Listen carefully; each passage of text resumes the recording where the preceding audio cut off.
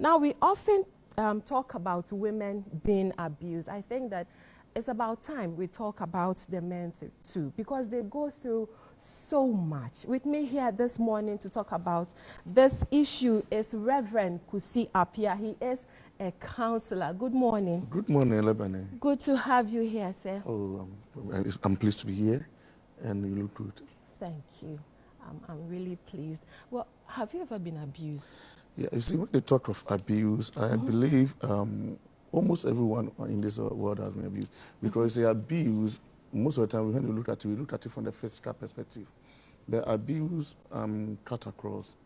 I mean, we look at emotional abuse, physical abuse, psychological abuse. So when you look at abuse holistically, then virtually almost, have you ever been insulted before? If yes, then you have been abused. You understand? So abuse is a general thing.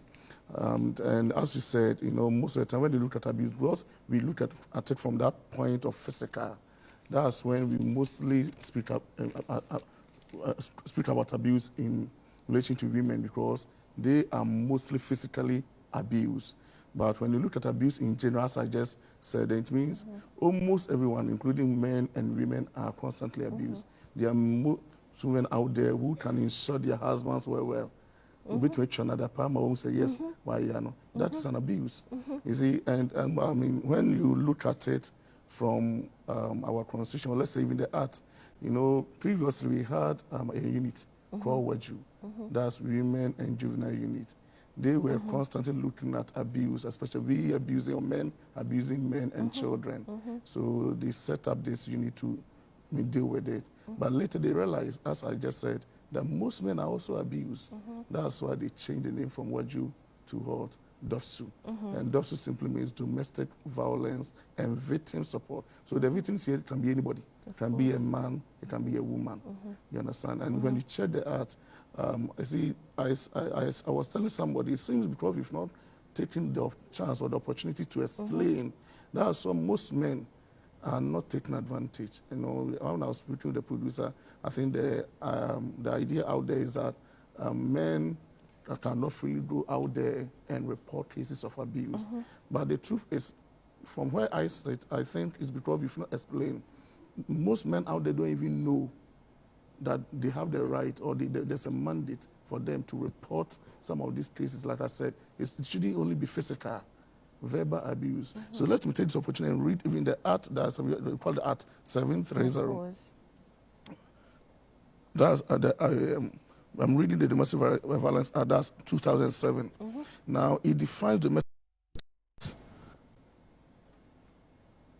Let me pick it from here. Okay. It explains it in various stages. So we are saying that we are looking at committing act, which is one, physical abuse, and they would explain the physical abuse, namely physical assault or use of physical force against another person, including the forcible confinement or detention of another person and the deprivation. And with this one, that somebody locking somebody in the room and say, oh, you are not leaving this house. Most women do it. Oh, they will leave you in the room for hours. Just this Saturday, I had a conversation with a lawyer, and he made mention of a man, a client, who is currently going through that. The wife can even lock the man inside the room for hours, for days. You understand? That's an abuse. And even with this, they put it under the physical abuse. Then it move on to talk about sexual abuse. You understand? And here, too, most women are doing it. Depriving your husband from having sex with you is it's part of abuse. You understand? So sexual abuse is the forceful engagement of another person in a sexual conduct. That's one. Then which includes sexual conduct that abuses or humiliates or degrades the other person. Then we come down to even talk about infecting somebody with any sexually transmitted disease, where you are aware, if you know you have any of these STDs and you don't communicate it, and end up sleeping with somebody, that person can cause your arrest. Yes, it's under it. They categorize it under the abuse. Then we come to economic abuse. Sometimes you hear some the stories of people in a relationship. Now, it's under economic abuse.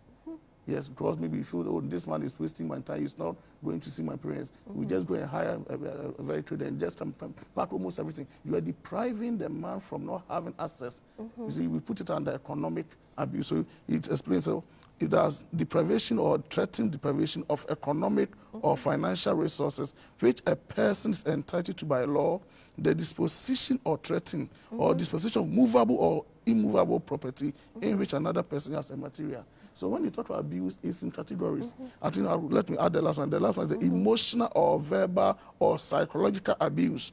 That's any conduct that makes another person feel constantly unhappy, miserable, humiliated, ridiculed, afraid, jittery, or depressed, or to feel inadequate or worthless. So when you check the definition that we have in this act, then you can see that almost it cuts across.